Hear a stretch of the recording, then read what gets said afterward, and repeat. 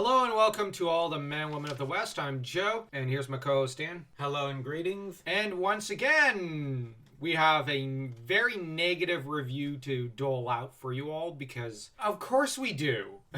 Wouldn't be us without whining and complaining. Well, we are French, c'est dans notre sang. Chapter 6 sees Prince Cassio show up and say he's sorry, and that he's sorry that he can't do more for Conan, when basically his dad is carrying the entire darn rebellion for Conan. With Conan being so weak he can barely drink, because this is not Conan the Cimmerian, but this is Cocaine the Barbarian. Conan is such a disappointment here. Procus prepares for a battle. Conan continues to be really dumb. And Alcina desires to kill Procus, the top general of Aquilonia, who's curb-stomping Conan. Like, the degree to which he's curb-stomping Conan is just so dumb. You have apparently a county called by the name of Thun. You know, like Tuzun Thun? So we gotta name a portion of Conan's kingdom after Tuzun Thun. You know, Kull's main villain. Hello! What was Elsprag de Caen thinking? That's the problem. He wasn't. I suspect he was hopped up on cocaine himself. Like, I have a sneaking suspicion he was doing drugs or something, because you can't be this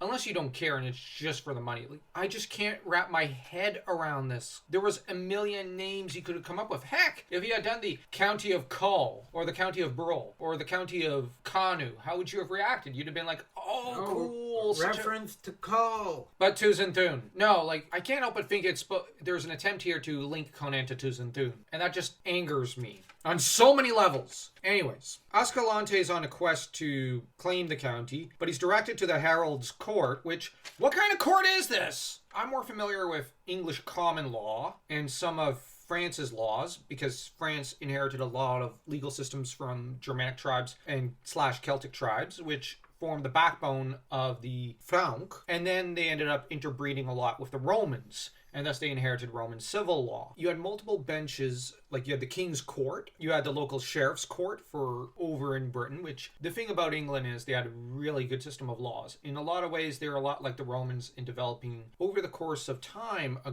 very advanced, very impressive legal structure. The trouble here is I'm trying to figure out what the Herald's Court would be, because it basically means the King's Herald has a court bench of sorts named after them. But what kind of court is it? I know people will say you're obsessing about semantics, but this is the sort of genre you're supposed to obsess about most minute of details. Howard and Tolkien did, so I expect the same caliber to an extent of at least attention to detail. If not them, then at least give the same attention to detail that, say, Margaret Weiss and Tracy Hickman or Richard Knack would offer, or even Lloyd Alexander. Even Lewis gave some decent detail to the world building at times. And here I'm just left flabbergasted and confused, because that's the state of mind you should be in when reading Conan, I guess. But the Herald is just there to repeat everything the king says and to represent the king, when Procus, meanwhile, is apparently wearing armor at the time of the assassination attempt against him. And yet, he's still stabbed by Alcina, whom it's mentioned she basically weighs between 90 and 112 pounds, versus a bluff, fat soldier who's in his 60s. There's no way her dagger's gonna run through him when he's wearing armor underneath his tunic. So right here, I'm left confused and frustrated, and I'm just left thinking Procus was a joke. Was it what? Tinfoil armor? He ends up passing away, while the incompetent Conan prays for a diversion / miracle to save him from Procus, because he can't figure a way out to beat Procus, because he was going to divide up his forces to chase after the divided forces of Procus. But apparently this didn't work, and somehow Conan tipped his hand too early, and ran and face planted into the dirt, incompetently fumbling his military efforts, and Procus's little platoons of 12 guys repulsed Conan's entire force, almost. And Conan's basically praying to all the gods, saying, please, oh please, oh please help me, save me, or distract the enemy. It's so dumb. Conan, no, like, have him actually win. The initial loss is sure, fine, okay, but at least have him do a Julius Caesar move, or Marcus Vipsanius Agrippa, and suddenly have a stroke of genius, or Napoleon. He figures out a stratagem and completely curb stomps Procus. This is the sort of thing Tolkien and Howard did all the time with their characters. And yet this character, I can't even identify this as Conan the Cimmerian from Howard's stories. He is so unrecognizable to the figure we know and love. In a way, this might be a butchered version of Hour of the Dragon. It feels that way. I was about to comment on that. You read my mind. Yeah, this is a butchery of Hour of the Dragon. It's like he thought he'd do it better, but he butchered it instead. Because a lot of the story aspects copy Hour of the Dragon beat for beat.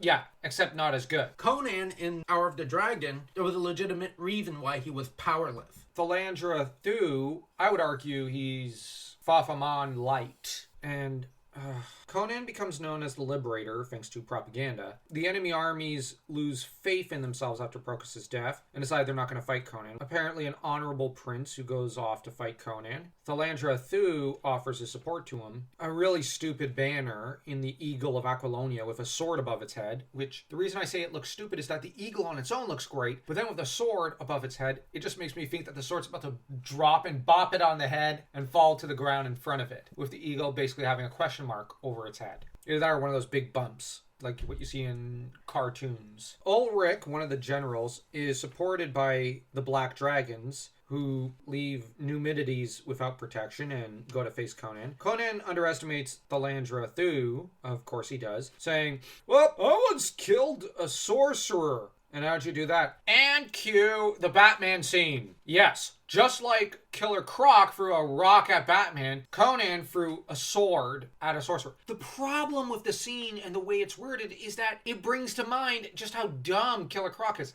Now, in the Batman cartoon, it's played for laughs. And, well, it should be, because it's funny. It is funny. Like, that's the best Batman episode possibly of all times, after, of course, Crime Doctor, which is a very moving and beautiful story about redemption. To have Conan say, "I threw a sword at him!" One, Conan doesn't brag. Well, okay, he does brag, but not in that kind of manner, especially in regards to sorcerers. Conan never talks about his battles with sorcerers. Why? Because usually they scare the bejesus out of him, and he doesn't like to discuss how close all those fights were. And trust me, all those fights always come close. If you look at any of them from Howard's Legendarium, they're all a close thing. The best example being from Red Nails. And even then, while Conan slew a Lich Lady's prince consort, it is Valyria who slew the sorcerer that time. So bear in mind, Conan would not brag, "I threw a sword at him," in such a dumb way. The climax of the novel involves Numidides running around the throne room after Alcina.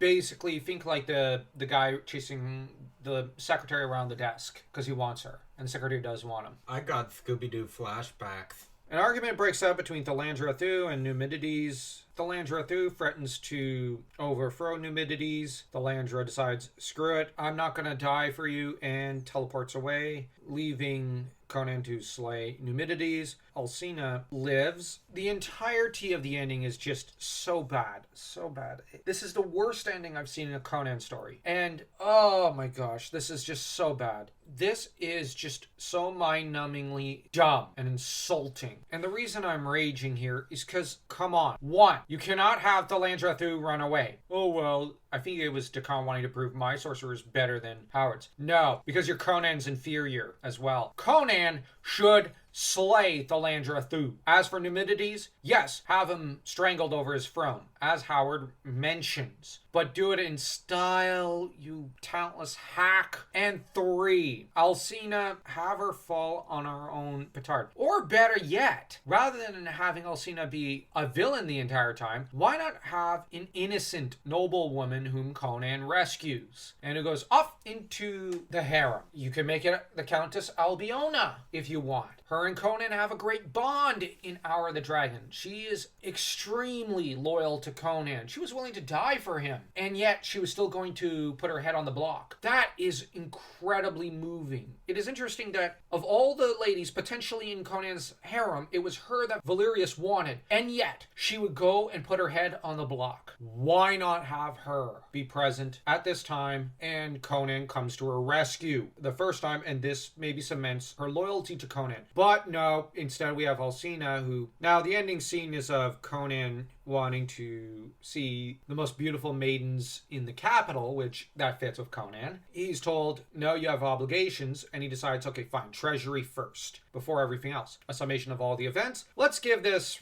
thing a rating. I say 0. This is a butchery of Hour of the Dragon, and it just makes me want to keep reading Hour of the Dragon and just wash this from my brain. 0. I'd rate it lower, but we can't go lower than a 0. But anyways, tune in next time. Don't forget to smash that like and that subscribe button as though you were Conan and Zenobia on their honeymoon slaying his enemies.